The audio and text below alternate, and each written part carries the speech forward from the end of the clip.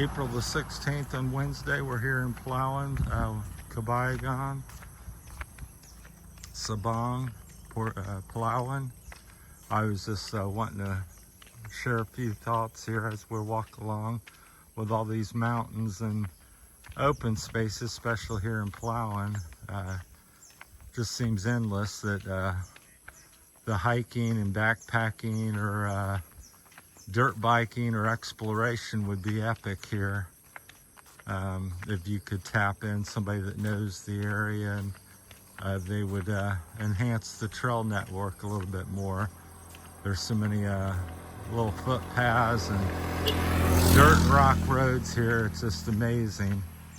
And the scenery is just breathtaking when you're near the ocean or near the mountains. So it's just be endless.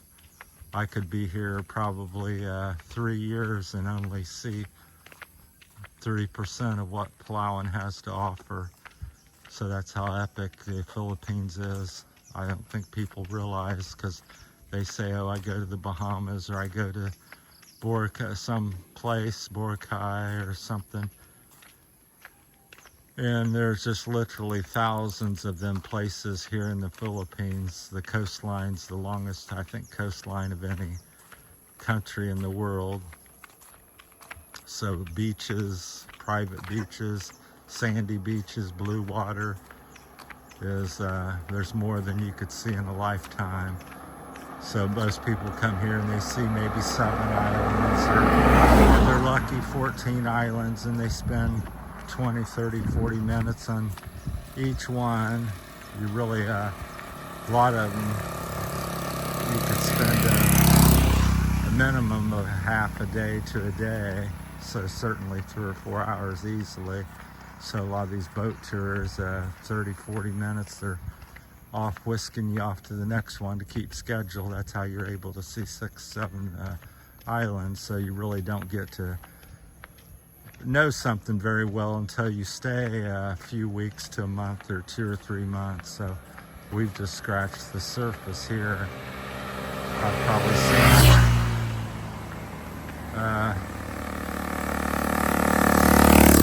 0.3% of what this Sabang has to offer. I've seen next to nothing, and I'm out 2 or 3 times a day. Granted, I'm usually seeing the same thing. A lot of times I try to push it to a new area every time I go out a little bit, but it, extends the walk or ride. I don't have a ride here currently. Probably will not get one for various reasons. The expense of it, gasoline, and cost of having one, where to store it. And if you want to move, you have to either get rid of it or find a way to transport it to your new location. So my mindset here in the Philippines has changed a lot over the last 2.5 years. I did have a mindset of, buy everything, have a house, have a base, go out from there. And now it's like, let's live out of a backpack and don't really own anything. Pick up and go where you want to go. If something's great, stay. When it becomes not so great, move.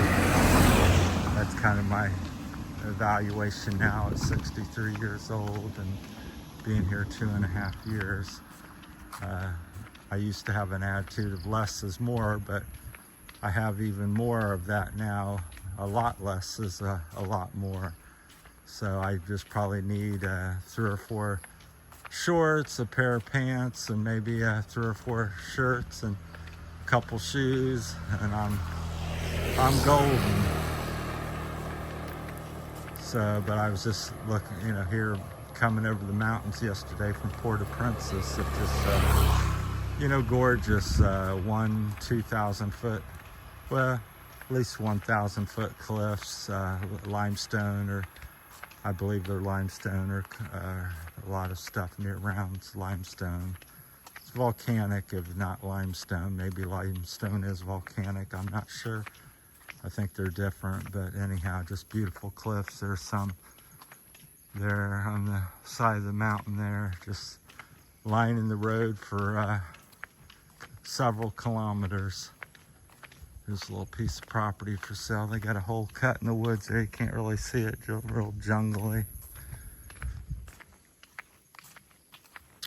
But it'd just be epic to go up there. It kind of reminds me a little bit, if anybody knows Red River Gorge in Kentucky in America. Very famous in America. This place kind of reminds me of that, except tropical. You're hiking in shorts, it's warm. But now I don't know about the trail network here. I think there's next to none, except local footpaths that are very narrow and tricky to navigate. But I haven't really found a local that says, yeah, I know where something is, and take me there. Plus, I don't know if I'm physically able to do that, but it'd sure be epic if you could get the tourists to support it, where I don't know there's that many backpackers in the world. But this is the main road down through Sabang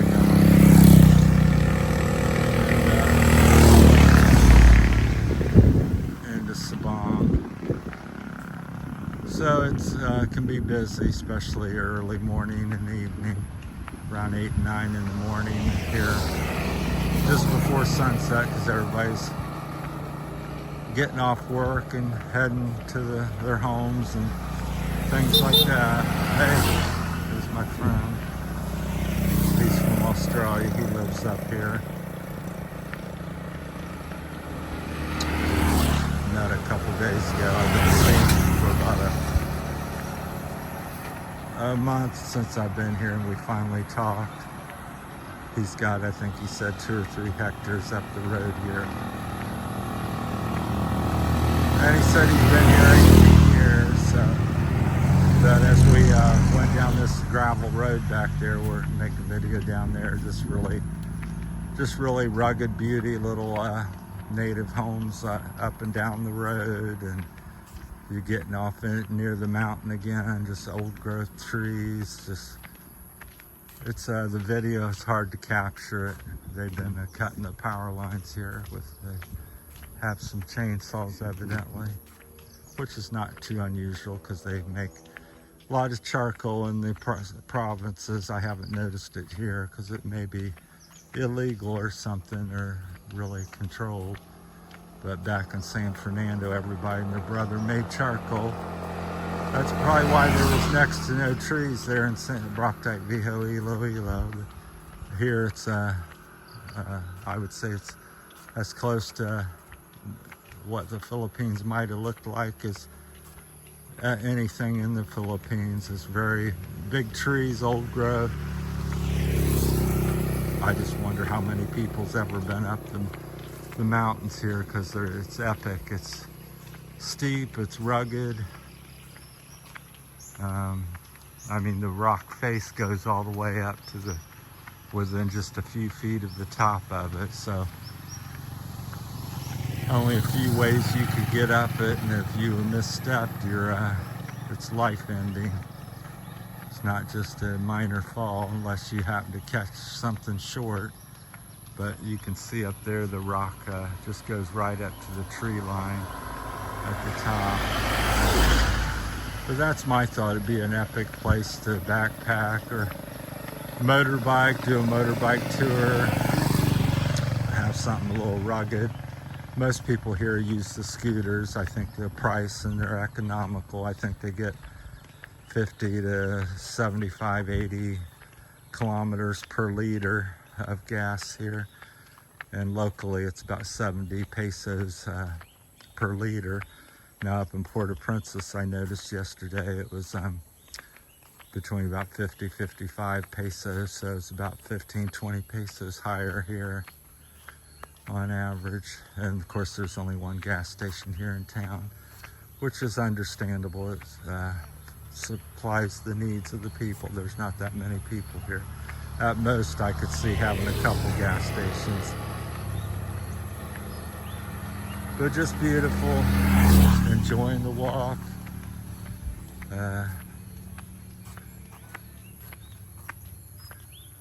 But yeah, the video just doesn't do it justice. That's probably about 3,000 to 4,000 feet high, and there's a big cliff behind the trees and opened up in spots.